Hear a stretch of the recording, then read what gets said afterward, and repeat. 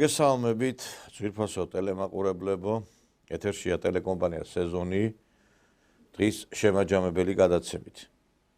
გუშინ ძალიან საინტერესოდ განვითარდა პროცესები, დაკავებული იქნა ერთ-ერთი მსხვილი ბიზნესმენი, ნაციონალურ მოძრაობასთან დაახლოებული პირი, არაერთ მძიმე და განსაკუთრებულ მძიმე დანაშაულში მხილებული ზარალა, ეგრეთ წოდებული გიორგი რამიშვილი, რომელიც მფლობელია სილქნეთისა, მის მფლობელობაში ასევე რედისონ ბლუ ივერია, სასტუმრო ტელეგრაფი, აგრეთვე წინანდლის კომპლექსი და უამრავი ბიზნესი გააჩნია ამ კაცს სააკაშვილის დროს გამდიდრდა, ასევე შემდგომ დღევანდელი ხელისუფლების დროსაც აგრეთვე გააფართოვა თავისი ბიზნესები. ძალიან ბევრი ადამიანი ამ კაცს ადებდა ხელს, კარგად მოგეხსენებათ დანაშაულებებში. ჩვენ ამ კაცმა სიცოცხლე გაგვიმწარა სრული ამ სიტყვის მნიშვნელობით, იმიტომ რომ საქართველოს მოსახლეობის თითქმის ნახევარს აუგზალა, რომ ჩვენი ტელევიზიის გადაცემები ეხილა. იმ დროს, როცა ნაცხროვის ყველა ტელევიზია ჩართულია სილქნეთის ქსელში. ჩვენ კანონიერი საფუძველი გაგვაჩნდა იმისი, რომ ჩართულიყო ჩვენი ტელევიზია, მაგრამ ეს არ მოხდა, ასევე გამორთულია რუსული ტელეკომპანიები, NTV, RTR-ი. ამ ადამიანთან დაკავშირებით ძალიან ბევრი კითხვის ნიშნებია და მე ვფიქრობ, რომ ციხეში გადაყვანის შემდგომ შეიძლება მას ასევე სხვა მუხლებიც აეყენოს. ნახოთ, გამოჩნდება ყველაფერი. ფაქტი ერთია, რომ ყველა ის ადამიანი, ვიზეც საქართველოს მოსახლეობას გარკვეულწილად კითხვის ნიშნები გააჩნდა და საკმაოდ ისეთი მძაფრი რეაქცია ჰქონდა, დღეს ყველანი ციხეში არიან. შეიძლება რაღაც თითიდან გამოწვეული ბრალდებით აი კომისიაზე ხტომის არ დასწრების გამო უმრავლესობა ნაცხროვის წარმომადგენლებისა და მევაჭრე აგრეთვე მევახშე ხალხის დიდი ნაწილია დაკავებული, მაგრამ ფაქტი ერთია, რომ ციხეში არიან. არ არის გამორიცხული მათ ბრალდებები შეეცვალოთ და 8 თვიანი ეს პატიმრობა, რომელიც ითვალისწინებს, სწორედ 8 თვიანი პატიმრობას ითვალისწინებს სასჯელად ის რაც მათ ჩაედინეს, 8 წლად გადაიქცეს, ან უფრო მძიმე მუხლად. ნახოთ, ყველაფერს მოვლენები გვიჩვენებს და ერთი რამ კიდევ ცხადია, რომ ჩვენ საქმე გვაქვს, მეგობრებო, დღეს ქვეყანაში იმ არნახულ ტოტალურ გადატრიალების ცდელობის ელემენტებთან, რომელსაც ყოველდღიურად ვხედავთ და ამას ყველაფერს უდგას სათავეში დასავლეთი. გუშინ ასევე ერთი საინტერესო ფაქტი მოხდა. საერთოდ მე ყოველგვარი ძალადობის წინააღმდეგი ვარ. არც არავის ცემა მიზიდავს, არც არავის დაზიანება მიხარია, მით უმეტეს ახლა ვინც არ უნდა იყოს ეს ოპონენტიც რო იყოს, ყოველგვარი ძალადობის მოწინააღმდეგე ვარ, მაგრამ იცით რაშია საქმე, ხა ვიღაცა იტყვის, აი მაგრამ რატო ვამბობ? იმიტომ ვამბობ, მაგრამ რომ 80%-ს საქართველოს მოსახლეობის დედას რო აგინებ, ამას ისე აკეთებ გამოთქმით, ლექსად, სიმღერით, რასაც დათესავ იმას მოიმკი. ვინც მახვილი აღიღოს, მახვილი თვე განიგმიროსო, ნათქვამია. ეხლა, როდესაც შენ ამას აკეთებ ყოველდღიურად კონცერტებზე, თან ესეთი რაღაცა ესეთი სიმღერებით აკეთებ ამას და შეურაცხყოფ ადამიანებს, უნდა ითქვას, რომ მე შემდგომში ფრთხილად კი არა და საკმაოდ ისეთი რაღაც გარკვეული საფრთხეები შეიძლება შეგექმნას. ვანო თარხნიშვილი, რომელიც არის უნიჭო მომღერალი, უნიჭო მსახიობი, მან რაღაც თავისი რაღაც გარკვეული ცნობადობა მოიპოვა სააკაშვილის ხელისუფლების პირობებში, როდესაც ის რაღაც სერიალებში გადაიღეს, გამოდიოდა და ყველას გვაგინებდა, ყველას. იმიტომ რომ ეს ადამიანი ფაქტობრივად, ეხლა ოცნების ხარდამჭერი ხარ თუ არა ხარ, რა მნიშვნელობა აქვს? ესენი ოცნებას თვლიან მათ და ოცნების ხარდამჭერად თვლიან მათ, მაგალითად, ვინც არიზიარებს ნაცმოძრაობისა და ამ ანასხლეტების იდეებს. აქ მნიშვნელობა არ აქვს, ეხლა სიტყვაზე შენ ხარ თუ არა ოცნების ხარდამჭერი. ყველა ერთაფაში იწვევა და ყველა მთელ საქართველოს აგინებდა ეს კაცი.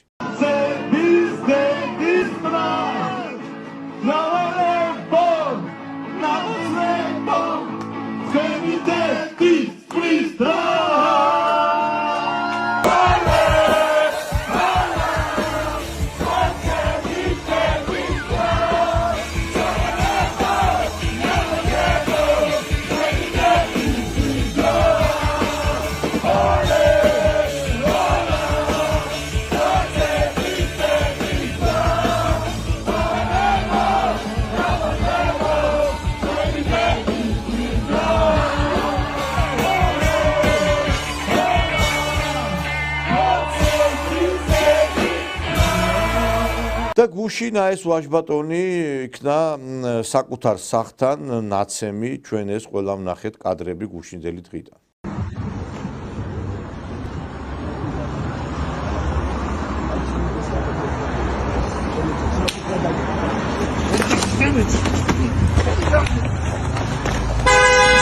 Babsi როგორ გვაქვს დაშებეცი შენი დედამო შენ გოფეთ დასმეშები ჰა ამას მოყვა შემდგომში მისი განმარტება, რომ ესე იგი ის სწორედ იმის გამო იქნა ნაცემი, რომ აი რაღაცა კონცერტზე მან იმღერა და შეურაცხყოფა მიაყენა ხალხს. ორი ადამიანი იყო, არაფერი დაფარული არ ქონდათ, ერთ საერთოდ მიხედავს, მეორე მოვიდა და ვითომ შენი ფანი ვარო, მაგრამ ევასებიო, ბავშვობიდან გისმენო. ერე უცებ როგორ გვაგინეო და დამარტყა და დამცხეს რა. ზის პირდაპირ სახლთან სოლოლაკში. ალბათ იანვარში რომ ფაფში რომ ვიმღერეთ ოლეოლა, მაგის პასუხი იყო აქამდე ეთყობა რა ვიცი. ეხა წამოეწია. კი, მაგრამ თუ იცი შეთალოცვილო რომ რაღაცა დააშავე, ესე იგი აი იცი რის გამოც გაგისწორდნენ. რატო უნდა გააკეთო ეს? ჩვენ ეხა ნაცმოძრაობი გულზე არ გვეხატება, მაგრამ არ გამოვდივართ და არ ვაგინებთ დედის მისამართით ადამიანებს, არ უვარდებით ქუჩაში ხალხს. უბრალოდ ვამხელთ, ამას ვაკეთებთ იმ ჩარჩოებში, რა ჩარჩოებშიც არის გამოხატვის თავისუფლება. ეხა მე ჩემს სტუმრებზე პასუხს ვერ ვაგებ თუ ვინმე რაღაცა ცოტა ემოციურად თავის ნათქვამს იტყვის, მაგრამ პირადად მე არასდროს შეურაცხყოფა არ მიყენებია უდიერად განსხვავებული პოლიტიკური შეხედულების მქონე ადამიანებისთვის. ამას გავაკეთებ კულტურულად, ამას ვაკეთებ ისე, რომ ადამიანს ღირსება არ შეულახო. და ეს ხალხი და მისი თანამოაზრეები, ესე იგი დგანან რუსთაველზე და ესე იგი ეს ახალგაზრდა გოგოები, ბიჭები, აი ესეთი აი ამ სიმღერებით ოლეოლა ესე იგი ვითომ რაღაცა ოპერიდან იყოს რაღაცა ნაწილი აი ამ ყველაფრისა ისე რაღაცა მელოდიურად აჟღერებენ ამ შეურაცხყოფელ გამონათქვამებს.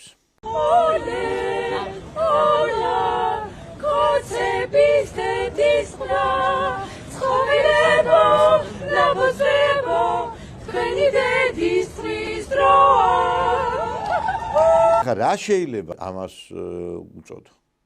ერის დეგრადაცია, მეგობრებო. ეს არის ერის დეგრადაცია. იმიტომ რომ აი როდესაც ჩვენ საუბრობთ რომ თაობის დიდი ნაწილი გაანადგურა დასავლეთმა, აი ხშირად მე რამდენიმე ადამიანი მეკამათება რომ ყოველთვის იყო მამათა და შვილთა ბრძოლა, ჩვენც ეხლა კარგი და საუკეთესო ახალგაზრდა თაობა გვყავს და ეს ყოველთვის ესე იყო რომ კრიტიკულად ვაფასებდით ჩვენ თაობის ნაწილს და ეხლაც ესეა. იცით რა არის, მე არასდროს არ ვამბობ რომ ჩვენი თაობა, ახალგაზრდა თაობა ყველა ცუდია, არ ღმერთმა დაგვიფაროს. ესეთი რამე გამორიცხულია, მაგრამ აი ესეთი თაობის ნაწილი არასდროს არ ყოლია საქართველოს, რომ აი რუსთაველზე გამოდიოდნენ, ილანძღებოდნენ, ითათხებოდნენ, ესე იგი პროტესტი ყოფილა უამრავჯერ, მეც ვარ მონაწილე ამ პროტესტისა 90-იანი წლებიდან დაწყებული საქართველოში მიტინგები არც მთავრდება და არც დასასრული არ უჩანს და რა ვიცი მე აი დღევანდელ დღემდე აი როდესაც ეს ქართული ოცნება მოვიდა ხელისუფლებაში მანამდე არასდროს არ ყოფილა პროტესტის ასეთი ფორმა. სააკაშვილის ხელისუფლება რომელიც სიხში აღჭობდა ქართულ ხალხს მაშინ ფოთოლი არ ვარდებოდა ხიდან და ესე იგი მინა არ იმსხრევოდა ისეთი პროტესტი იყო. დღეს ანგრევენ, ამსხრევენ. ეხლა იმ დღეს ციხესთან მოაწყვეს, ესე იგი დიდი რაღაცა დაბადებისთვის აღნიშნა ერთ-ერთი პიროვნების, ახალგაზრდა პიროვნებისა მინდაძისი. და ეხა არ გაინტერესებთ ვინ არის ეს კაცი? კაცი, რომელიც პოლიციელებს ესროდა, ესე იგი, საკმაოდ საშიშ აი ამ ფეერვერკს, რომელმაც ერთხელ უკვე იმსხვერპლა ადამიანი, მან დაკარგა ჯანმრთელობა, ისე რომ შვილი არ გაუჩნდება, უამრავი პოლიციელი დაზარალდა, უამრავმა პოლიციელმა თვალი დაკარგა. ეხლა ეს რა თქმა უნდა ჯერ მსხვერპლი არ ყოფილა ამითი, მაგრამ ძიმე შედეგები დადგა. და ეს კაცი, რომელიც საკუთარ პოლიციას ასე უსწორდება, ეს კაცი თურმე გმირი არის და როგორც გმირს, ისე შერაცხავს რაღაც ნაწილი ჩვენი საზოგადოებისა. ბედნიერებაა რომ მცირერიცხოვანი და არც თუ ისე დიდი. ეს კაცი გმირი რატოა გეკითხებით? იმის გამო რომ პოლიციელს აი ესე უსწორდება? რა დააშავა იმ პოლიციელმა, მაინტერესებს. ის პოლიციელი ხო დავალებას ასრულებს, ის ხო არც პრეზიდენტი, არც პრემიერია. და ეხა ჩვენ რა ვქნათ, მთელი ქვეყანა შევწიროთ ამათ? მაგრამ რა გვიკვირს ხალხო? მთავრობის სასახლებს ტყვიებს ესროდნენ და ის ხალხი დაუჟელი არის. კაციშვილს პასუხი არ უგია და ის პერიოდი შეფასდა რაღაცა სამოქალაქო ომად, არა და ეს იყო ტიპიური სახელმწიფო გადატრიალება. რა სამოქალაქო ომზეა საერთოდ საუბარი, როდესაც კანონიერად არჩეულ პრეზიდენტს დაამხობენ. ეს არ არის, ეხლა ვინმეს მოსწონს, არ მოსწონს ის ხელისუფლება, ფაქტია რომ ის იყო გადატრიალება და ამაზე პასუხი არავინ არ აქვს. ეხლაც იგივე გრძელდება, ეხლა იგივე პროცესებთან გვაქვს საქმე. ეხლა ამათმა იციან რომ ვიღაცას ეს ხახვივი ჩერჩა და იგივე საკეთებენ ეხლა. იგივე პროცესებთან გვაქვს საქმე. რაც შეეხება ეხლა ჩვენს სიტუაციას, რაც ქვეყანაში ხდება. ჩვენ ეხლა ნუ დავწვრილმანდები და ნუ დავალთ მარტო რაღაცა ოცნებისა და ნაცების დაპირისპირებაზე და იმას, რაც ეხლა ჩვენს ქვეყანაში ხდება, გლობალურად უნდა შევხედოთ და გლობალური პოლიტიკის ფარგლებში გავიაზროთ რა ემუქრება ჩვენს ქვეყანას. ფაქტი ერთია, რომ ჩვენს რეგიონში შემოდის ახალი ძალა, პრინციპში ის ძალა არც წარსად არ წასულა, ყოველთვის იყო, მაგრამ იძლიერებს თავის გარკვეულ პოზიციებს. საუბარია თურქეთზე. თურქეთმა დაიწყო ახალი თურანის გაძლიერება, ახალი თურანის ქვეყნების გაძლიერება. Что будет, если тюркские страны объединятся? Союз Турции, Азербайджан, Пакистан может стать одной из самых сильных региональных осей 21 века. Это не просто дружба, это геополитическая платформа, в которой Турция – военная, технологическая, идеологическая опора. Азербайджан – энергетический центр и транзитный коридор между Востоком и Западом. Пакистан – ядерная держава с выходом к Индийскому океану и мост в Южную Азию. Вместе они могут сформировать новый транзитный коридор через Кавказ и Центральную Азию, совместную военную доктрину и производство, интеллектуальный и духовный союз для исламского мира, альтернативу западно ориентированным блокам без зависимости от России и Китая. Этот союз – это не только о настоящем, это о будущем, в котором Восток вновь говорит сильным голосом. შედგა პაკისტანის, ირანის, აზერბაიჯანის, უზბეკეთის, ყაზახეთის და სხვა იმ მუსულმანური ქვეყნების ლიდერების შეკრება და ამ სამიტზე ძალიან მნიშვნელოვანი პოზიციები გაცხადდა. ამ რეგიონში უკვე აზერბაიჯანი და თურქეთი ცდილობენ რომ განდევნონ რუსეთი.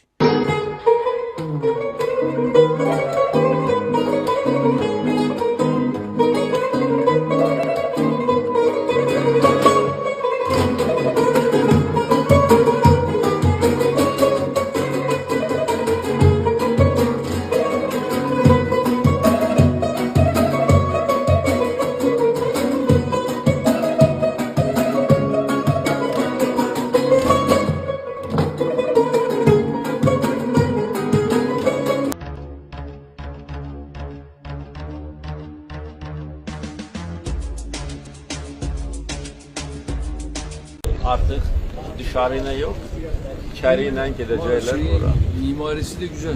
Evet. Yani bu Şuşa mimarisine benziyor. Evet. Ve çok belli. 1 house and 1 house away. Yeah.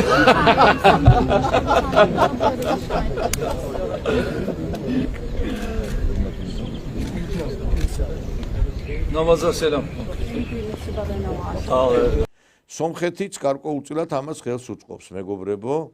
სომხეთის პოზიციები, სომხეთის მიდგომები, ეს ამის თვალნათლივი დასტურია.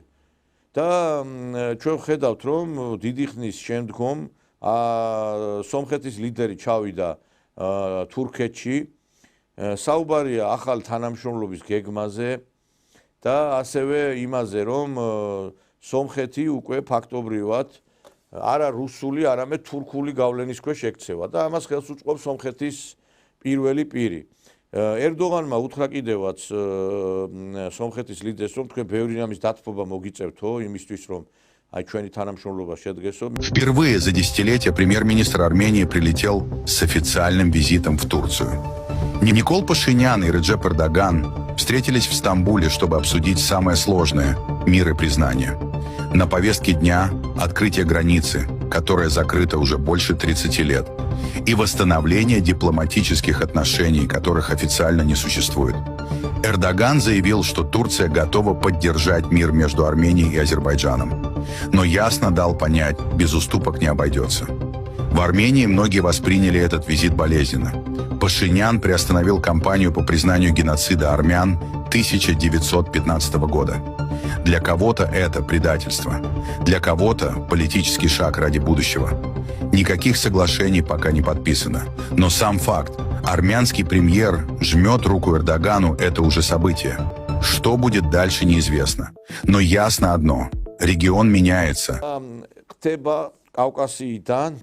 განდევნა რუსეთისა. კავკასიიდან თუ რუსეთი განიდევნა, ეს იმას ნიშნავს, რომ ეს ჩრდილოეთ კავკასიიდანაც განიდევლება და ეს ცეცხლი დაინთება იმ რეგიონებში, რომლებიც არსებობს ჩრდილოეთ კავკასიაში, ეს არის რუსეთის ფედერაციის სუბიექტები და რუსეთი, რა თქმა უნდა, ამას არ შეეგუება და არ დაუშვებს, იმიტომ რომ თუ კი მან კავკასია დათმო, ეს არის ის, რომ დაშლის პროცესი წავა. და ამას რა თქმა უნდა რუსეთი რა თქმა უნდა ამას არ დაუშვებს და არ შეეგუება. საქართველოს რა პოზიცია უნდა დაიკავოს ამ შემთხვევაში. ჩვენ ვერასდროს ვერ ვიქნებით თურქეთის სატელიტები. ვერასდროს საქართველოს ვერ გახდება თურქული პოლიტიკის ნაწილი. ჩვენ ვნახეთ ჩვენი ტერიტორიების დიდი ნაწილი როგორ შთანთქა თურქეთმა. თურქეთთან თანამშრომლობა გამორიცხულია, იმიტომ რომ თუ თურქეთმა მოახერხა საქართველოს გარკვეულწილად გავლენის მოპოვება, იგივე ბედს გავიზიარებ ჩვენ, როგორი ბედის გაიზიარა ტაო-კლარჯეთში მცხოვრებმა ქართველობამ, რომლებსაც წაართვეს თავიანთი რჯული, წაართვეს თავიანთი ეროვნება, არც ერთ ქართველს თითქმის გვარი ქართული არ აქვს, რჯული ქართული არ აქვს. ბევრს კი გულის სიღრმეში ქართველობა კი აქვს შენარჩუნებული, მაგრამ ბევრს უკვე ეს ქართველობა დაკარგული აქვს. ეხლა მე მიკვირს, რომ ჩვენ მედიაში ძალიან ისეთი გავრცელებულია უკვე აი ეს თურქული გავლენა, თურქული სერიალები, თურქული ფილმები და აი ის რომ დღეს ქვეყანაში მიდის ანტირუსული განწყობები, ამაში მარტო დასავლეთის ხელს მე ვერ ვხედავ, მეგობრებო.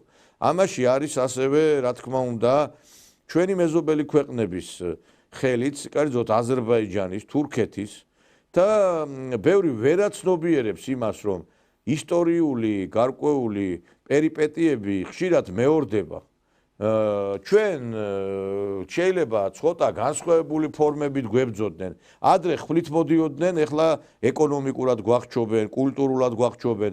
იმ სერიალებს, რომელსაც ჩვენ უყურებთ ყოველდღე ტელეკომპანია იმედზე, გარდა იმისა, რომ აქვს რაღაცა გარკვეული გასართობი, ასევე იდეოლოგიური ფუნქციაც. ბევრი მინახია თურქულ ხანგებზე აცეკვებულ ამღერებული დედაკაცი და თავს რო იწონებს ამითი. ერთხელ რამდენჯერმე მომიწია ისეთ ადგილზე ყოფნა, სადაც აი ამაზე ვსაუბრობდით, თურქულ გავლენებზე და რუსეთზე და მეო კაცო თურქეთშიო კარგად აღვწნობო თავსო რო ჩავდივარო, იქო ისეთი კომფორტი არისო, კარგად ვისვენებო. აბა რუსეთი რა გვინდაო? აი ესე რო აი ამ დონეზე რო დავა ქართველი ადამიანის, ესე იგი გარკვეულწილად სოფხედველობა, იქიდან ხდება ქვეყნის არ ვიცი განადგურება. აი კუჭზე საკუთარ ესე იგი აი რაღაცა მატერიალურ სიკეთეზე აქვს დამყარებული ადამიანს თავისი მსოფლმხედველობა. ეხლა რუსეთში არ წავალ თუ იმიტომ რომ ოკუპანტიაო და თურქეთში ისვენებენ და თურქეთმა რა გაუკეთა საქართველოს იმისათვის რომ ესეთი თქვენ განწყობილებები გვაქვთ. ესე იგი თუ ამ კრიტერიუმით აფასებ ქვეყანას, მაშინ არც თურქეთში უნდა წახვიდეთ და დაისვენოთ. მაგრამ თქვენ ხართ მოღალატეები, თქვენ ხართ ქვეყნის გამყიდველი ხალხი, რომლებსაც არც მორალი გაქვთ, არც სინდისი გაქვთ. ერთხელ ნანუკა ჟორჟოლიანმა თქვა რომ ისაო თურქეთმა როდი რა წაართვა საქართველოს. ესე იგი, იცით რაშია, ნათქვამია ქართველი სადაც გაძღა იქ ეგონა თავის სამშობლო. აი რომ გაძეხით ზოგიერთები ამერიკაში, თურქეთში და სხვა უცხოურ ქვეყნებში გონიათ იქ არის თქვენი სამშობლო. გონიათ თქვენ რომ იქ არის საქართველო. საქართველო არის იქ, სადაც ქართული ფესვებია, სადაც ქართული სულია. მე აი სიმართლე რომ გითხრათ, აი ხშირად მქონია ესეთი განცდა რომ მინდოდა წასვლა ტაო-კლარჯეთში, მაგრამ მე ჩავთვალე რომ იქ მე უბედურად ვიგზნობ თავს, იმიტომ რომ დავინახავ იმ ეკლესია მონასტრებს, იმ ჩვენ მიწას მე ამას ძნელად გადავიტან და მირჩევნია რომ აი არ ვნახო ეს ტერიტორიები და რაღაცა ემოციებით არ ვითამაშო, იმიტომ რომ არ შემიძლია და ასევე მე სიმართლე რომ გითხრათ ეს უბედურებაც არის შეიძლება, მაგრამ შეიძლება ბედნიერებაც რომ არ მინახი არასდროს აფხაზეთი და ამაზე ალბათ იმით ხსნი რომ აი ამ ზურმუხს ჩვენი ტერიტორიისა აი ამ ბრილიანს როდესაც ნახავ და მე ჩათვლი რომ ეს შენ არ გეკუთვნის, ეს არის უბედურება და ჩვენი ცხოვრების აი დიდი ნაწილი და ჩვენი ბრძოლის დიდი ნაწილი სწორედ იმას ემსახურება რომ ჩვენ შევრიგდებთ აფხაზებთან და ოსებთან და ვიცხოვროთ იმ ქვეყანაში, სადაც ყველას იქნება, იმ აფხაზის იქნება თბილისიც, იმ ოსის იქნება თბილისი და ჩვენიც იქნება აგრეთვე ის, რაცაც აფხაზები ფლობენ. იმიტომ რომ ჩვენ არ ვიცი ახლა ოჯახში ხდება რაღაცა განხეთქილება და მე მჯერა რომ რაღაცა საერთო ენას მომნახავთ. მაგრამ მოღალატეები და სამშობლოს გამყიდველები ასე არ ფიქრობენ და სურთ რომ აი რაღაცა თავიანთი განცხადებები, თავიანთი პოზიციებით ჩვენ რაღაცნაირად ამ იდეას დაგვაშოროთ. აი ხშირად გამიგონია და გაოგნებული ვარ ცნობილი პოპულარული ადამიანები გამოდიან და ეწევიან ანტირუსულ, ანტისაბჭოთა პროპაგანდას. ანტისაბჭოთას რატო ვაუსვამ ხაზს? ესე იგი, ეხლა ყველა ეპოქას აქვს თავისი პლუსი და მინუსი. ეხლა იმ საბჭოთა ეპოქაშიც რა თქმა უნდა თავისი მინუსები იყო და ამას არ უარყოფს არავინ, მაგრამ ერთი ფაქტია რომ მაშინ საქართველოს ერთიანი იყო, ძლიერი იყო, საბჭოთა კავშირში საქართველოს საბჭოთა კავშირი შვეიცარიას ეძახდნენ და დღეს ადამიანები გამოდიან, განსაკუთრებით ის ხალხი, ვინც რაღაცა მოესწრო ამ ცხოვრებას. მე პირადად ეხლა ვერ მოვესწარი, ბავშვი ვიყავი მაშინ, როდესაც ეს საბჭოთა კავშირი დაინგრა და რაღაცა ბუნდოვნად მახსოვს ეს ყველაფერი.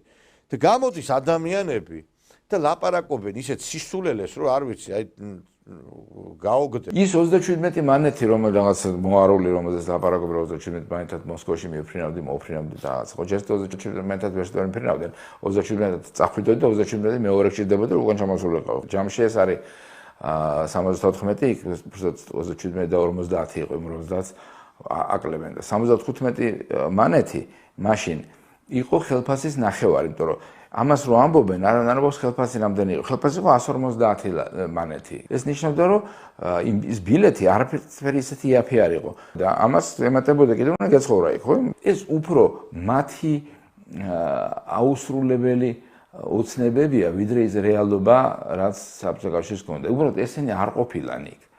ამათ არ ქონიათ ის 37 მანეთი. ვერ დადიოდნენ და იციან ვიღაცის მონაყოლი. აი ეს ვიღაცის მონაყოლი ახლა მოუყვენ კიდე თავის შვილებს, დადიან ქუჩაში და მას გაიძახიან რა კარგი იყო საბჭოთა კავშირი და არ იყო კარგი საბჭოთა კავშირი. არ იყო. ეს კაცი ნამდვილად მოესწრო იმ საბჭოთა ეპოქას. და მაინტერესებს ახლა აი რო იძახის რომ იმ საბჭოთა ეპოქაში ეს 37 მანეთი ბევრი იყო და ძიმე დაღად ესმეოდა ადამიანს. ხა თვითმფრინავის ბილეთი 20 კაპიკი ვერ იქნებოდა. თუმცა მაშინ კაპიკები ღირდა რაღაცა პური, კაპიკები ღირდა შაქარი, კაპიკები ღირდა სურსათი, ეს ყველას გვახსოვს. და ადამიანი ნაგვის ბუნკერში არ იქექებოდა. ეხლა რო ლაპარაკობს, რომ ყველას უჭირდაო. მე მაინტერესებს თუ უჭირდა ის ანაბრები როგორ ქონდა ამ ადამიანებს, იმ ხელა ანაბრები ქონდათ, რომ ერთი ორ სახს იყიდიდი. როგორ აგროვებდნენ ეს ხალხი მაინტერესებს იმ ხელა ფულს, რომ აი, ესე იგი, უზრუნველი ცხოვრება ქონოდათ. ვეკითხებ, მოდი რა ფეხბურთს მიაწექი და ფეხბურთის კომენტატორობა ითავე, ვიდრე რაღაცა ამ პოლიტიკურ განცხადებებს აკეთებ.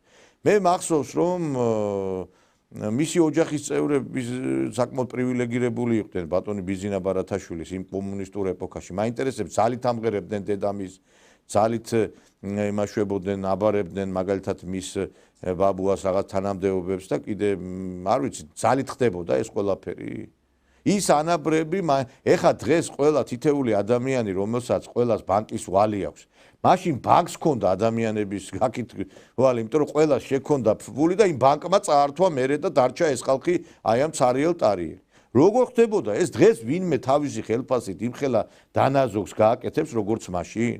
დღეს მაინტერესებს რა იყო ბატონო ბიძინა ცუდი ადამიანებს რომ უფასოდ აძლევდნენ ბინას, უფასოდ აძლევდნენ ესე იგი ჯანდაცვას, უფასოდ აძლევდნენ ესე იგი განათლების მიღების საშუალებას, უფასოდ იყო ყველა წრე, რომელიც მაგალითად სპორტს ემსახურებოდა. დღეს ადამიანს შეიძლება ბავშვი უნდა მიიყვანოს სურვაზე, ფეხბურთზე, ან რაღაცა სპორტის ვერ მიიყვანს, იმიტომ რომ ფულია გადასახდელი და ეს ყველაფერი მაშინ იყო ეს.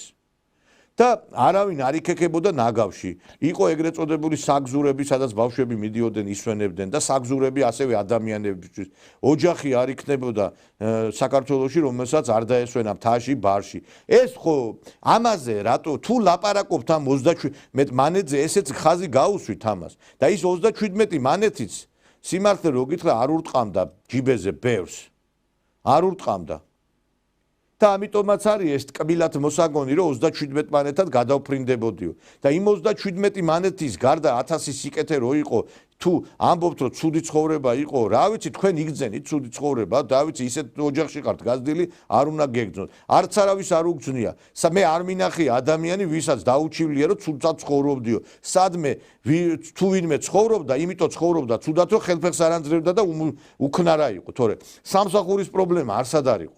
აი ესეთი პიროვნებები გამოდიან, რაღაცებს ბოდავენ, რაღაცები მოაქვთ, ვითომ ესე იგი და თან იტყუებიან, აი უსინდისოდ იტყუებიან, იმიტომ რომ ეხა რო ცხოვრობდი იმ ეპოქაში, ხო იცი, ეხა მოყვება იმას, რომ მე იქ ვივდიოდი პანტიანში თუ სადღაც და იქ უყურებდი თუ უსმენდი იმ ფეხბურთის თამაშებს, გასაგებია, ხო, ტრანსლირება არ ხდებოდა მიუხედის ბავარიის თამაშების. ეს არ იყო მაშინ, მაგრამ სხვა პლუსები ქონდა მაშინ იმ საბჭოთა ეპოქას. მორალურად სუფთა საზოგადოება იყო. და დღეს რო არის ეპოქა ისეთი არ იყო, როდესაც აი გაღწნილი, გავერანებულია ყველაფერი და ყველაფერი უბედურება რომ მოდის ამ დასავლეთიდან. არ ვიცი ხალხო, აი მე გეკითხებით ელემენტარული არის რა. ის ანაბრები, რომლებიც ჩვენ ბებიებს, ბაბუებს, მამებს ქონდათ, საიდან შეაგროვეს ეს ფული? 2-3 ბინის ფული ქონდათ თითოეულ ოჯახს, მე მგონი შეგროვება. როგორ შეაგროვეს ეს ყველაფერი? თან ისე შეაგროვეს, რომ წელებზეც ფეხი არ დაუდგიათ, იმიტომ რომ ყველას ბინები ქონდა, ყველა ისვენებდა და ანუ ეს არ აწვებოდა ადამიანს ის, რომ დანაზოგს აკეთებდა. დღეს რა დანაზოგზია საერთოდ საუბარი? სესხები პროცენტებით იხჩობა ხალხი და მე თუ ვერ იხდის კარგავს იმ ბინას რაც გააჩნია. ჯანდაცვა უფასო, განათლება უფასო, სპორტი უფასო, ბინა უფასო და ეს ყოფილა ცუდი თურმე. აი ეს ყოფილა საშინელება.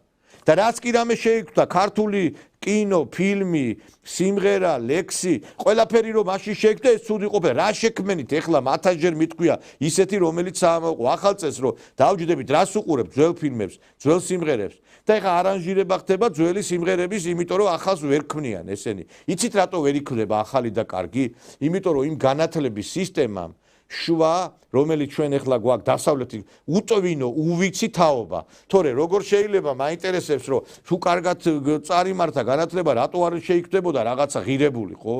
რაღაცა ფილმები გადის კავეა პლუსზე, იტირებ ისეთი ფილმებია. თუ რაღაცა იქნება ისეთი ფილმები იქნება, სადაც არის პროსტიტუცია, ნარკოტიკები, აი ოჯახთან რო ვერ დაჯ საშინელება რა. ერთხელ აი ჩავრთე ეს კავეა პლუსი და ისეთი ფილმებია გადაღებული, ეს არის არ ვიცი ვინც ეს ფილმები გადაიღო, წესი დასაჭერებია ყველა და დასახრეტები მე თუ მკითხავ, იმიტომ რომ არ ვიცი ამ ფილმებს როგორ შეიძლება რომ მწვანე შუქი აუნთო. და ეს კაცი გამოდის და ლაპარაკობს რომ თურმე მაშინ ყოფილა ცუდი და ამ დროს მაშინ ეს ამისი ოჯახი და თვითონაც პრივილეგირებული იყო. მაინტერესებს რა გიჭირდათ რა მე თქვენ, ან ვის უჭირდა რამე? დასავლეთის მიერ წახალისებული რახან არის ეს ყველაფერი წარსულის გინება, ეხლა ამანაც აუწყო ხელი და ბევრმა სხვა აგრეთვე იმ პიროვნებამ, რომელიც მაშინდელ ეპოქაში იყო. უნდა აგირო, აი ეს საქართველოს დაბადება რო არის ეხლა ეს სერიალი ნარკოტიკების მოხმარების პროპაგანდისტი რო არის იაგო ხვიჩია. ჯერ იმ ხალხს რა უთხარი, აი მან რომ მიდიხართ გადაცემაში, იმიტომ რომ ადამიანი თქვენით შეიქმნა რაღაცა ცნობადი და აი რაღაცა თუ მაგას ავტორიტეტი აქვს, ამ სხვა ვერაფერი ვერ გააკეთა და ამითი რაღაცა მოიპოვა პოპულარობა. ამ ფილმების არსი ის არის, რომ კიდევ ერთხელ აი ის პროპაგანდა გასწიოს, რომ როგორი ცუდი იყო მაშინ საბჭოთა კავშირი. და ყველაფერი ეს ეხლა რატო კეთდება, იცი, მარტო წარსულის გინებაზე რო იყო საუბარი, არ არის. ეს იმიტომ კეთდება, რომ აი რუსეთი ჩაგრავდა, მაშინ რომ ცხოვრობდი საბჭოთა კავშირში, რომ რუსეთი იყო ცუდი, აი ამის პროპაგანდა მიდის. და ერთი სიტყვა არ აქვს, აი ნახსენები ამ ადამიანებს, მაგალითად რომ კაი, ეს რუსეთი ცუდია, თურქეთი კარგია, თუ შენ აფასებ შენს მოწინააღმდეგებს, ხვებს რო არ იხსენიებ ასე, მაგი როგორ გავიგოთ, მაინტერესებს. რუსეთის დახმარებით დაებრუნა საქართველოს აჭარა, გურია და ჯავახეთი. და თურქეთის დახმარებით რა დავიბრუნეთ ჩვენ გეკითხებით? რა? და ეხლა გამოდის კიდევ აგერ ერთი კიდე ხელმოცარული მსახიობი და ისიც იგივეს ლაპარაკობს. რუსეთთან საჭირო არის ძალიან ხისტი ქმედებები. ძალიან ხისტი ქმედებები. ესე იგი რუსეთი და მაინტერესებს ერთი აი ახლა რომ შემოტევა იქნება ამ თურქეთთან ვისი იმედი გაქვთ თქვენ? ვინ დაგიცავთ? ვინ? თბილისის ქუჩებში რო გაივლი, მიხვდები რომ როგორი საშინელი მიგრაციაა აზიის ქვეყნებიდან, ასევე აი მუსულმანური ქვეყნებისგან, რომელსაც საკმაოდ დიდი საფრთხე შეუძლია ჩვენს ქვეყანა. აი გაგიგია თქვენ ეგრეთ წოდებული პრადვინუტი, ეგრეთ წოდებული ინტელიგენციისა და ნაცების მხრიდან, რომ აი ეს მიგრანტები, რომლებიც არის ჩამოსულები ჩვენს ქვეყანაში პაკისტანიდან, ინდოეთიდან, არაბეთიდან და ასევე სხვა მუსულმანური ქვეყნებიდან, ეს ქვეყნების შემოდინება არის აღსაკვეთი. არა, ესენი მარტო იმ რუსებს ხედავენ, რომლებიც ესე ჯგუფ-ჯგუფად კი არ იკრიბებიან ღამღამობით ქუჩებში. ჯგუფ-ჯგუფად კი არ იღებენ ბინებსა და სახლებს. არამედ ჩამოდიან, ფულს ხარჯავენ და მიდიან უკან და იმ ფულს მერე ჩვენ აკუმულირებას ვახდენთ ბიუჯეტში. და ესენი მარტო ამას ხედავენ. რუსი ტურისტის გარდა თურმე ამ ქვეყანაში ტურისტია სხვა არავინ არ არის. მეგობრებო, ფრთხილად იყავით. ქალაქში დადის ძალიან ბევრი აგენტი. აი დღესაც შემხვდა. სავარაუდოდ ესე გამოიყურება, რომ აგიხსეროთ რა. მაღლებზე დგას, ფეხები აქვს, დადის. წინ რაღაც ორი გამობურცულობა შეიძლება კონდეს, თვალებს აფახურებს, ღია ფერებში არიან ძირითადად და ესეთი კითხვით იციან მოსვლა. Sorry, do you speak Russian? გამიგეთ რა ხდება? აქ ფრთხილად უნდა იყოთ. Yes, არავითარ შემთხვევაში არ უპასუხოთ. იმიტომ რომ თუ დაიქნიეთ თავი და yes უთხარი, აი იქ დაგერხავ. იქ მიდის ესეთი ამბავი მერე. Знаете, сейчас что-то поприть, потому что мы были на сегодня, это ботаникури, я вас узнал, медишо, все, говорит, აქ შეიძლება უკვე შენ დაიბნე. ითიშები გამიგე? და აი ამ ლაპარაკში შენ თუ სადღაც 30 წამზე მეტი თუ მოისმინე ეს საუბარი, შენ უკვე მერე ქართველობა შეიძლება დაკარგო. ამიტომ ფრთხილად იყავით. და კიდე უფრო კარგი საშუალებაა თუ თავი არ დაგანებათ, მოიმძინავრუნეთ თავი, აი ვითომ გძინავთ.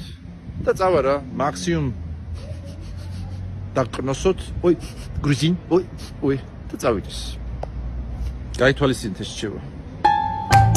მოდი რა, იმ ნანულას როლი ითამაში და დარჩი ნანულად.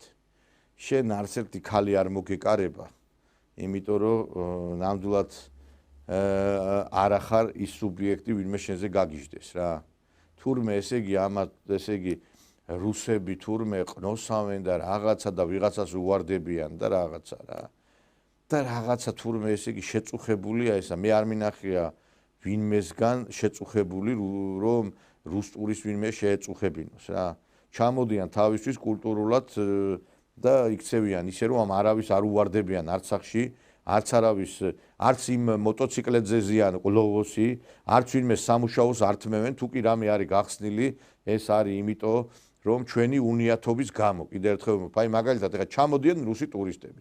აი ეს ტურისტული ფირმები შექმნეს რუსებმა, იმიტომ რომ არ არის ბაზარზე სამსახურები, რომლებიც მათ მომსახურებას გაუწევს. რუსული ენის სპეციალისტები არ აქვს ხალხო. აი ხა ჩამოდის ჯგუფები ხო? მაგალითად ეხლა რო გააკეთო რაღაც ფირმა კაცმა და გაუწიო მომსახურება. ადამიანს ვერ ახავ რუსული ენა იცოდეს. ამიტომ ადნენ ეს ადამიანები თვითონ გააკეთეს ეს კომპანიები. ახლა მე მაგალითად დამიკავშირდა რამდენიმე ადამიანი და მთხოვა რომ აი რაღაცა გარკვეულწილად გამომეყო მათთვის ჯგუფი, რომელიც იქნებოდა აი ამ ტურისტული გარკვეული ჯგუფის მომსახურებაში ჩართული. მაგრამ ვერ ვნახე ადამიანები, ვერ ვნახე და იმიტომაც არის რომ რაღაცა გარკვეულ ბაზარზე შემოსული კომპანიები იძულებული არიან თვითონ შემდგომ იფიქრონ ამაზე. ქართველები გადიან ამ ქვეყნიდან სამწუხაროდ, იმიტომ რომ გონიათ მილიონებს იშოვიან ევროპაში და ეს ქვეყანა რჩება აი ამ არალეგალებს. და აი ეს გამოდის ეს ვაჟბატონი და თურმე ამ რუსის გარდა ვერავის ვერ ხედავს ამ ქალაქში თურმე.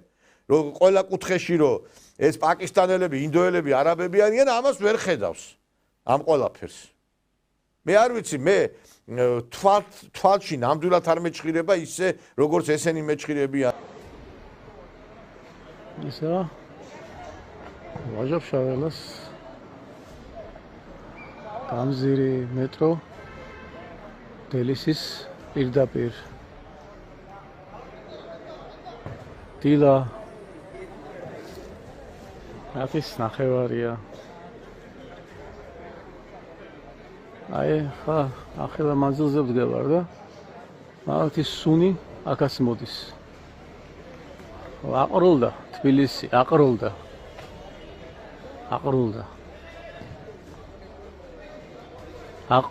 თბილისი, შეხედეთ რა. აყროლდა. თქვენ ხართ მოღალატეები. გასამართლებით. ვინც ამას აკეთებს, ყველანი გასამართლებით. არ შეგრჩებათ ეს ქართველებისგან. აი ეს სიმყარალე, რაც შემოიტანეთ თქვენ საქართველოში, აი ეს ღალატი, აი ეს გამყიდველობა, ხო? არ შეგრჩებათ, აი ეს არ შეგრჩებათ. და ისი იმედი გაქვთ, მე არ ვიცი თქვენ. რა ფული აიღეთ ამისთანა? რა ფული აიღეთ? ესე რომ გაყიდეთ სული.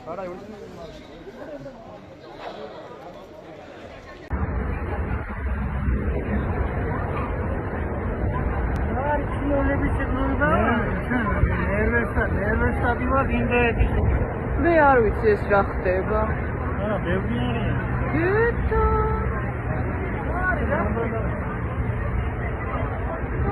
ამენა ხეთრი. ნუ ვიტო კომანდა, ნუ რალგო თქო. Come on,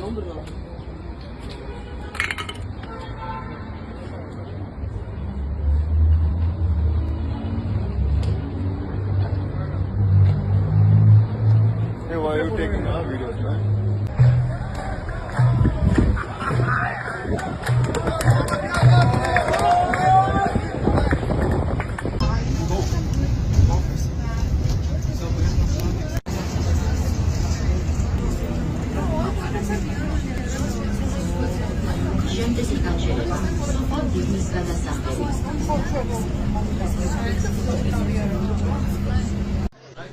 დაეფშიდობეთ ალეიაში დასვენებას, აგე გაივსო არაბები თაქაურობა.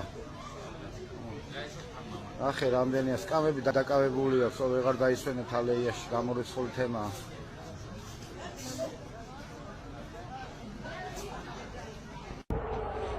არაბების შემოსევა თუ ინდოელების შემოსევა. ნახე. მარტო ევროპას კი არ ემუქრება. ბედურება. ჩვენ ქვეყანას ნახე უალინში რა ამბავია. და ნახე ღორები პროსტა, ნახე რა. ნახე დაბლა ნახე. აი მეგობრებო, რუსთავის პარკი. მუნიციპალური სამუშაოები და ამათ შეხედა. აი ეს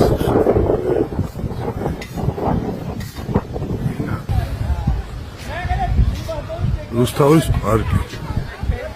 მუნიციპალური სამუშაოები. ერთი ქართველი არ არის.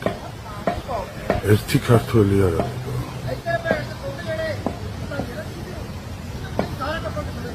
მე კიდე არც რუსი გართმევ შენ არაფერს და არც ისე იქცევიან როგორც ესენი იქცევიან. ზოგიერთი ხა იმას იტყვის რომ ეს ყველაფერი აღზრდის ბრალია, მშობლების ბრალია, განათლების ბრალია, ამათ რომ ესე ტვინი ცოტა შებრუნებული აქვთ. მე მაგაში ვერ დაგეთანხმებით, იმიტომ რომ მე ვიცი ზოგიერთი მშობელი სხვაგვარად ფიქრობს, სხვანაირად დიშვილებს, მაგრამ ნუ არის თუ ბუნებამ სარუშველაო, აი ამ პრინციპიდან გამომდინარე, აი შვილებით სხვა მიმართულებით მიდიან. არა ვარ რუსი, არ ვითამაშებ რუსს, აი პროტესტი მქონდა ამასთან, აი თან რაღაცა პრინციპულად არ მინდოდა მაშინაც კი. ნილ ჯორდანის ფილმშიც თავიდან იყო რუსი ეს გოგო, ვისაც მე ვთამაშობ და ჩემი ხათრით გადააკეთეს და რუსი აღარ იყო ის გოგო, რაღაცა სხვა ეროვნება ქონდა. არავის არ მინდა შევეხო, მაგრამ ეხა ნაკლებად სავარაუდოა თქვენი დღევანდელი მდგომარეობიდან გამომდინარე ქალბატონო ვინმე თქვენ რაღაცა ფილმში დაგასაქმოთ, იმიტომ რომ რაღაცა ერთი ნივთიერების მომხმარებელს გავხართ. არ ვიცი რამდენად ეს ჩემი ეჭვები რეალობაში ესაბამება, მაგრამ თუ გონიათ ვინმე კალთებს დაგახევთ, ეხლა რომ რუსული ფილმებში ითამაშოთ, ძალიანაც ცდებით. სადაც გინა იქ ითამაშეთ. თქვენი ადგილი არის გარკვეულ აი ამ იაფასიან რაღაცა გარკვეულ აღვირახსნილ ფილმებში, სადაც ქალბატონები იმ უცხოურ ფილმებში მხოლოდ მეძავეებად, ნარკოტიკების მომხმარებლად და რაღაცა სიბინძურეებში არიან ჩართული. მე არ მინახია ბოლო პერიოდში რაღაცა ამერიკული ან დასავლური ღირებული შექმნული იყოს. ყველაფერი არის რაღაცა ბოდიში ერთი და იგივე მდარე ხარისხის გაღწილი და რაღაცა ისეთი გაუკუღმართებული ჟანრის ფილმები. ტყუილა არ ვლაპარაკობ იმ შესახებ, ქართველი სადაც გაძღა, იქ ეგონა თავის სამშობლო. ეხლა ამერიკაში არიან ქართველების რაღაც ნაწილი და ვინაიდან რაღაცა დააკლდათ ამ საქართველოში, როდესაც 90-იანები იყვნენ და იქ ეხლა რაღაცა პროდუქტები აქვთ, რაღაცა საჭმელი ელემენტარული გააჩნიათ და თან ისე იქცევიან, როგორც მათ სურთ, აიწყვიტეს და რასაც უნდა იმას აკეთებენ, აი რაღაცა დაემსგავსენ მხოლოდ და მხოლოდ ქართული გვარის მატარებელ ქართველებად, თორე რეალურად ქართველი რო უწოდო ამ ხალხს, ცოტა ძნელი სათქმელი არის. შენ უნდა ჩაგვეწერე რამოდენიმე დღის წინ. Apparently we couldn't do it. მოგვიყევი რა მოხდა? Well, I got mugged. გამქურდეს. ესე აი ჩვეულებრივად. Welcome to New York. Well, it was not a welcome to New York. იმიტომ რომ არ იყო first time. Like my middle name is Trouble. ქართულად? ჩემი სახელი არის like a middle name. არის Trouble. როგორ არის Trouble ქართულად? არ ვიცი უბრალოდ შესაძლოა როგორ არის ქართულად, მაგრამ მე მეკითხები მაგას, one person girl. მოგეთ შენთან მოვდიოდი, რომ რაღაცეებზე ჩემ ალბომზე ველაპარაკა.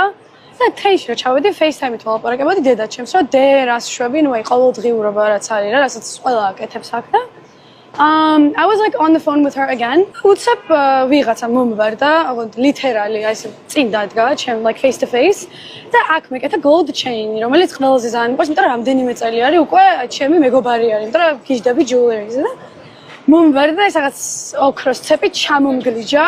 ყავა მეჭირა ხალხი ეს მდუღარე წყალი მთლიანად შემასხა და I was What? Yeah, it was crazy. Yeah, it was crazy. ჩამოგლიჯა, ყავა იყო და შეგასხა. კი, რომ ვერ დამენახა სახეზე როგორ იყო და he was wearing a helmet. Girl. Yeah, it was like pretty intense. Oh, shit. დამენწელია საქსხორობს. ნიუ-იორკში გადმოვედი 2 წელიწად ნახევარი არის და რამე გაიგეთ ამარ აი ლაპარაკა. ეხლა ეს თავს გვაწონებს, რომ ინგლისური ენა იცის და ყოველ ორ სიტყვაში ბარბარიზმებთან გვაქვს აქ. მაგრამ რა გასაკვირია, ხა კულტურის მინისტრი გამოდის და თავს იწონებს ისე, რომ თითქოს რაღაცა ეგრეთ წოდებული რაღაცა პრადვინუტი არის, როგორც იტყვიან ხოლმე. ეგრე და ისე ლაპარაკობს თითქოს რაღაცა ჩვენზე აღმატებული არის. როცა ახლა კულტურის მინისტრი ლაპარაკობს ქვეყანაში ასე, რა გასაკვირია ეხლა რომ ამათვაც ესე ილაპარაკონ. პირველად ნახავთ სათვალით, იმიტომ რომ აქამდე სპიჩებს ყოველთვის ზეპირად ვამბობ. ეს ძალიან მნიშვნელოვანია განგრძობითი, როგორ არის, long life learning-ის კუთხით, ყველასთან თანამშრომლობთ stakeholder-ები, ვინც ყავს დარგში, კვატნოზა და დაგააპდეიტებ. დღეს ბევრი იმას, რაც ჩვენს რეგიონში ხდება, კიდე ერთხელ მინდა დაუბრუნდე იმ გეოპოლიტიკურ სიტუაციას. ბევრი ამ ყველაფერს უკავშირებს იმ დიდ გეოპოლიტიკურ თამაშებს, რომელიც დაწყებულია ტვირთების გადაზიდვა, გავლენების მოპოვება და სხვა ასევე ნიუანსი, მაგრამ ფაქტი ერთია, რომ ჩვენ მოგვიწევს არჩევანის გაკეთება. პრინციპში უკვე ეს არჩევანი აქამდეც უნდა გაგვეკეთებინა. ან უნდა ავირჩიოთ, როგორც ადრე ჩვენმა დიდმა მეფემ, ერეკლე მეფემ გააკეთა მართლმადიდებელი რუსეთი, ან უნდა ავირჩიოთ ის დიდი თურანის ქვეყნები, ეს არის თურქეთი, აზერბაიჯანი, ასევე მასში მყოფი ასევე სხვა მუსულმანური ქვეყნები, ეს უნდა გავაკეთოთ. ეხლა აი ამ ადამიანებს რომ ისე უფლება, რა თქმა უნდა, იტყვიან, რომ რუსეთი ოკუპანტია და ჩვენ რუსებთან საერთო არაფერი არ აქვს. რო ლაზრობთ რუსეთს და აგინებთ რუსეთი, როცა აქ იყო თურქეთიდან, ირანიდან და ბუზი ვერ შემოქმედებოდა. დღეს აი მაგალითად ბათუმში, ბათუმ კაპკატაში კვარტალის კი არის უკვე თურქების. და თქვენ იცით რამდენიმე წლის წინ რა მოხდა იქ. ერთ-ერთი ქართველი რუბლი გზად მიდიოდა. ეს ბათუმია.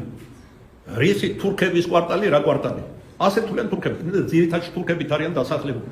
რო დაინახეს მოდელი ჯვრით გააჩერეს. ლანძღვაგინება დაუწყეს, როგორ გაბედა მათ კვარტალში შემოსულიყო და ჯვარი კეთებოდა. ჯვარი ჩამოგლეძეს და სემეს ჯგუფურად. ქართველებმა რომ გაიგეს, შევარდნენ იმ კვარტალში და იყო ძლივს გააშორეს ერთმანეთისგან. სემეს თურქები. აი როგორი დაპირისპირებები და მე რო აქ ვინმე მოუშვა ჩვენზე რა მოხდება ძველი არ არის წარმოიდგინოთ. ერთმანეთზე რომ იწვევენ აი ეს ფსევდოლიბერალი ქართველები და იარაღიც აქ ჩუმჩუმად ამიერას განა იხმარენ ისინი დამპყრობზე არ იხმარენ ქართველებზე იხმარენ რატო ხელისუფლებაში რომ მოვიდნენ და ეს ფულის საკეთებელი წყარო გავუჩნდეთ თორე პატრიოტიზმი კი არ ამოძრავეთ და რასაც ლაკმობენ სინამდვილეში ის კი არ ამოძრავეთ მათ ეს ამოძრავეთ შემოსავლები გქონდეთ ვერე ქართველების ამბები ხო იცით ეს იგი პატარა მონაწილეობას რომ მიიღე რაღაცაში როცა მოვა ის ხელისუფლება მერე თხოვე წილებს გვერდში რომ დაუნდათ აი ჯვარი გამომისახია სამწუხაროდ ჩვენ ყავს ასევე სასულიერო პირები, რომლებიც ანტირუსულ განცხადებებს აკეთებენ მამა არჩილ მინდიაშვილისგან განსხვავებით.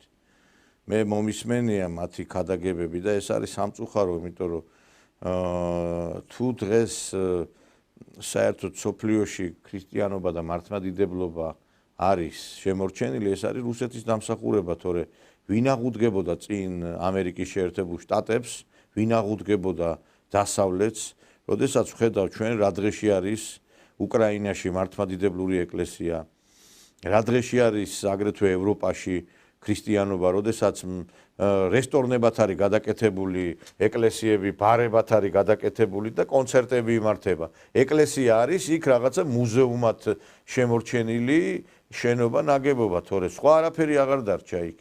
არაფერი აღარ დარჩა და ამიტომ დღეს რომ ჩვენ გვაქვს უფლება რომ ეკლესიაში ვიაროთ, პირჯვარი გადავიწეროთ და ვიყოთ რწმენაში, ეს არის მეგობრებო რუსეთის დამსახურება. და ეხა ამაზე ვინმე თუ კი შემეწინააღმდეგება, ეხა გადახედეთ რა ხდება ევროპაში. როგორი მდგომარეობა იქ ამ მიმართულებით. ხალხი LGBT დროშებს აფრიალებს და სოდომიის მიმდევრებია. ბაღებიდან იწყება უკვე თითქმის სოდომიის ქადაგება. მე არაერთი ამერიკიდან ჩამოსული მეგობარი მინახია, რომლებიც აი სწორედ ასე აფასებენ. თქვენ საერთოდ ყველაფერი დახშული გაქვთ, გონება და არ გინდა დაინახოთ და რა ვიცი, კითხეთ, ხო არის ნახევარი საქართველო თითქმის წასულია ევროპაში და ამერიკაში. კითხეთ იქ როგორი პოლიტიკა არის. ეხლა დაიწყებენ, აი, იქ არის დაზღვევა, იქ არის დახმარება. მე ხო არ ვიძახი რომ ყველაფერი ცუდია, კაცო. მასე ყველაფერი ცუდი არც სოდომ გომორში იყო. თქვენ რა გონიათ სოდომ გომორში ხალხი შეერკვდებოდა? არ იყო ესე. იქ ცხოვრობდა ხალხი ნორმალურად.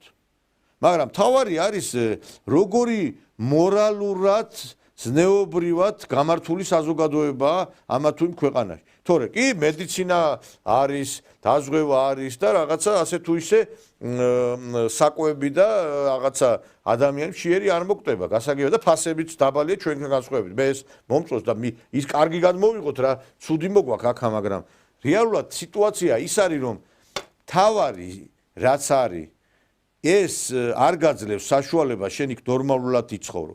რა თქინდა ეხა გქონდეს საკვები, გქონდეს ჯანდაცვა და შენი შვილები რო წავლენ მაგალითად ბაღში და შენი შვილები რო წავლენ სკოლაში, იქ გამოუტენიან აი ამ სოდომიის რაღაცა გარკვეულ ელემენტები და მე რო გაიზრდება კაცმარიცის რა იქნება. გინდათ ესეთ ქვეყანაში ცხოვრება? მე არ ვიცი თუ გინდათ ეს თქვენი არჩევანია, მაგრამ უფლის სამჟავროს წინაშე რო დადგებით, იქ მე თავს ვერ იმართლებთ. და იქ რაღაცა რომელიმე ფირმისგან წერილს ვერ წაიღებთ, რომ აი მე რაღაცა ამიტომ და ამიტომ ვიყავი, რომ მიჭირდა და ამიტომ ვეზიარე ამ საშინელებებს. ესე ვერ იქნება. მე ხლა მინდა დაუბრუნდე იმას, რითაც დავიწყე ეს გადაცემა. ვანო თარხნიშვილის ცემის ფაქტთან დაკავშირებით. აი ხა როდესაც გავუშვით ჩვენ ეს ფირი დასაწყისში და სხვადასხვა სოციალურ ქსელშიც რომ დავდევით ჩემთან, ბევრი შემომიხდა Facebook-ზე და წავშალე კიდევაც, იმიტომ რომ ეხა მე ბოდიში და ამ სოციალურ ქსელს, აი მე მაგალითად 43000 მყავს გამომწერი, იმიტომ არ ვიყენებ, რომ ვიღაცებთან პოლემიკაში შევიდე ნამდვილად, იმიტომ რომ მე მაგისი არც დრო მაქვს, ეხლა ვიღაცებს უპასუხო, იმიტომ რომ 43000-დან ეხლა 1000 კაცით რომ გიგზავნის რაღაცებს, რომ რაღაცა პოლემიკა უნდა, მე მაგის დრო არ მაქვს. მაშინ მე ვერაფერს ვერ გავაკეთებ, ვერც გადაცემას, ვერც ჩემ პროფესიას ვერ გავუწევ. მე ეს იმიტომ მაქვს ეს სოციალური ქსელი, რომ ინფორმაციები გავავრცელო. და ვიღაცები შემომიხდნენ და აიო თქვენ ამართლებთო მოგწონთო ადვოკატი ხართო ვითქვა რომ მომწონს ესა მე სადმე ვთქვი რომ ვიღაცის ცემა მომწონს მაგრამ როდესაც შენ თელ საქართველოს აგინებ თითქმის მიიღებ ამ შედეგს აბა რა იქნება იმიტომ რომ ეხა ვიღაცა ვერ მოითმეს ამას ვერ მოითმეს და დღეს ვინც ეს ადამიანი ლაპარაკობს იმის შესახებ რომ აი რაღაცა ისა და რა ესენი არიან კიდევ ერთხელ მეორებ ადამიანები, რომლებსაც აი განათლება, შეგნება არ გააჩნიათ რა.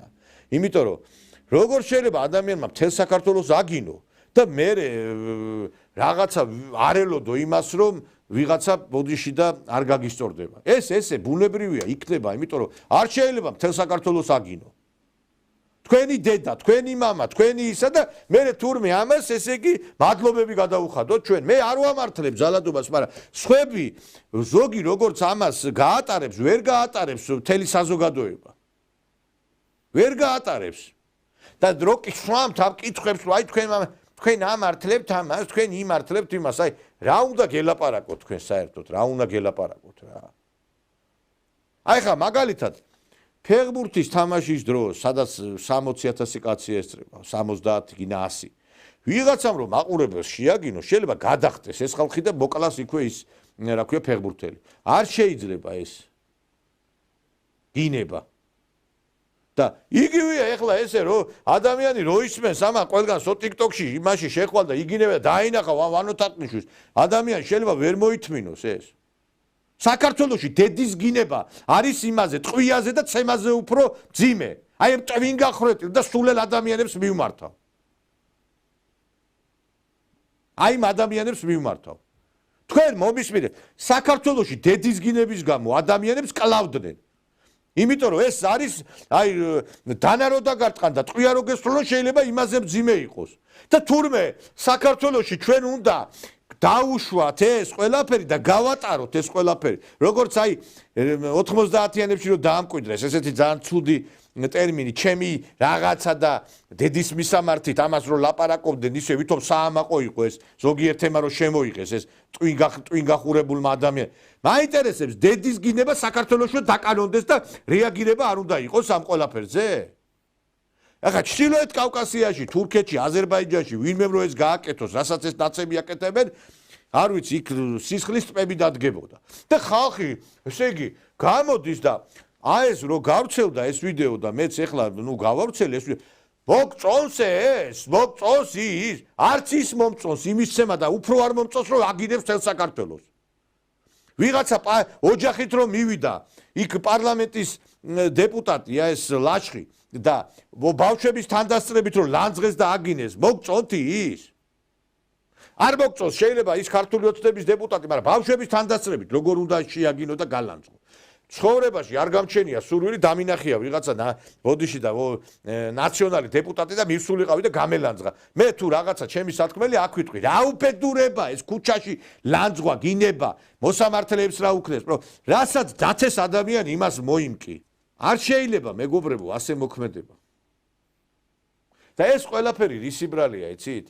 აი ჩვენ მარტო კომისიაზე რო გვახსენდება ნაცები და მარტო ესე იგი ტელედებატების დროს მაგის ბრალია და არ გვახსენდება თანამდებობაზე რო ვამტკიცებთ მინისტრებს, როდესაც პარლამენტში შეყვავს ადამიანი, მაშინ არ გვახსენდება ვიღაცების ნაცების წარსული. თუ ვიღაცას ვაკრიტიკებთ, შენ რატო იყავი ნაცებთან, რომ შედალოცვილო, მაშინ ნახევარი მთავრობა და პარლამენტი არ უნდა იყოს იმ ნაცების გარკვეულწილად იდეოლოგიის მატარებელი, ხო? და ყოფილი ნაცი.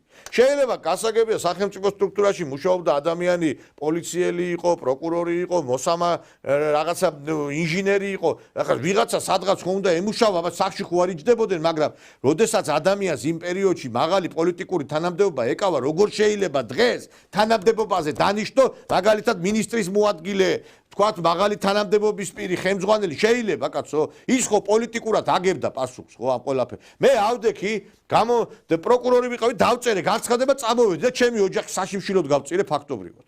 იმიტომ რომ ადვოკატი არაფერს არ ნიშნავდა სააკაშვილის დროს და ავდექი და საშიმშილოდ გავწირე ოჯახი, იმიტომ რომ არ მინდოდა ამ სააკაშვილის რეჟიმის უკანონო დავალებები შევესრულებინა და კაცი პასუხისმგებაში მიმეცა. და მე ვითვლები დღეს პირიქით თურმე და დღეს თურმე ის ხალხი, ვინც გააგრძელა პროკურატურაში მუშაობა, ისინი არიან თურმე მსხვერპლის სისტემის და მე რო წამოვედი იქიდან და დავგვე ეს ყველაფერი, მე თურმე რა ვიცი, მე რა თვითვლები თქვენ თვითონაც მომინდია თქვით.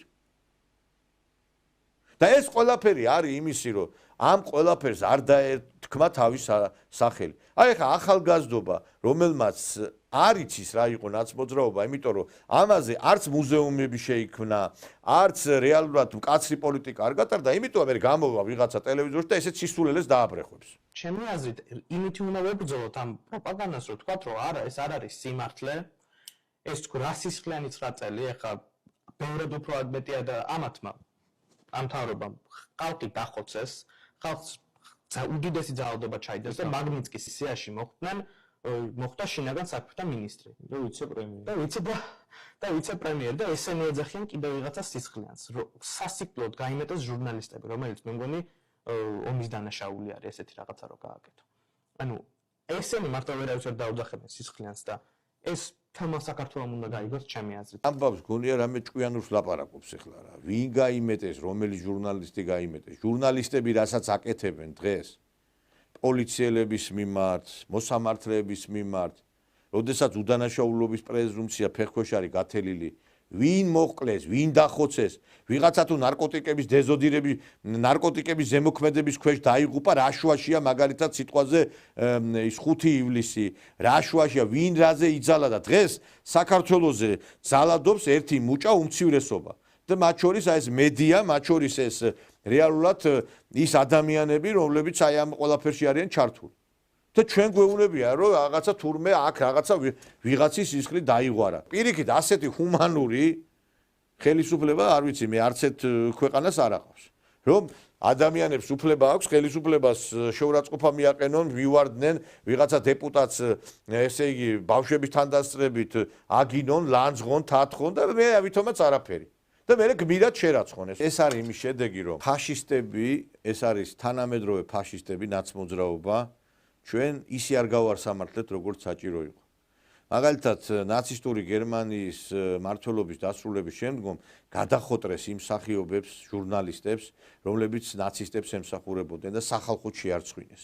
ჩვენ აი ეს ტელესეგზივები რო გვიზის სტუდიაში და დღეს რო გვიჩივიან და გვემუქრებიან, დღეს აი ამათ პასუხი რო არ გავეცით, იმის ბრალი არიან რომ გათავხედნენ.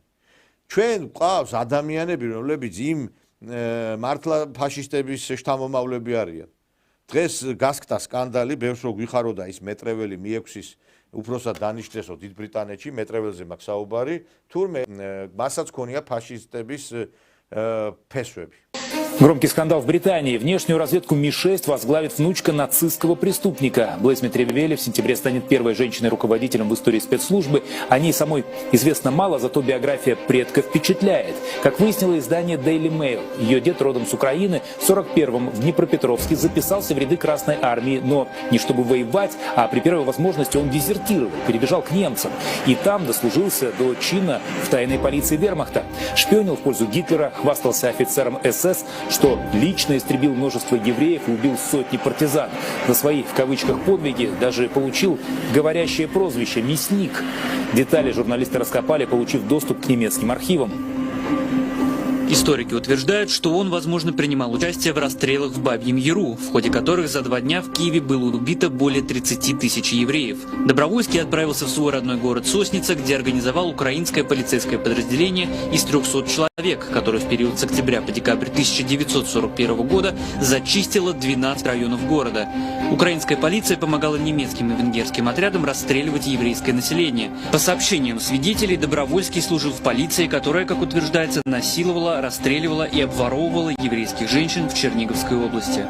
Salome Zurabiშვილი სწორედ ესეთი ფაშისტების თავმომავალია და ბევრი ის ადამიანი, რომელიც დღეს დასავლეთთან ჩვენ გვემუქრება, აი ესეთი ფესვები გააჩნია. მე ხა ამის შემდეგ ხა ვიღაცებს რო სიხარულის განცდაკუნად მეტრეველის მიექვსის და უფროსად დანიშნვის შესახებ უნდა წაგიხდინოთ ნამდვილად ხასიათი, იმიტომ რომ ეხლა მე ამ ქალისგან ნამდვილად კარგის არაფერს არ ველი. და ის რაც ხდება ჩვენს ქვეყანაში დიდი ბრიტანეთის დაზვერვის გარკვეული მუშაობის შედეგიც მეჩვენება, იმიტომ რომ ყოველთვის ბრიტანეთი და დასავლეთი და ამერიკა საქართველოში ძალიან უშნო თაფათურებდნენ ხელებს. ამით მე მინდა დაგემშვიდობო ძვირფასო ტელემაყურებლებო, ჩვენი გადაცემა დასრულდა, ჩვენ შევხვდებით ხვალ ერთმანეთს საღამოს 23 საათზე.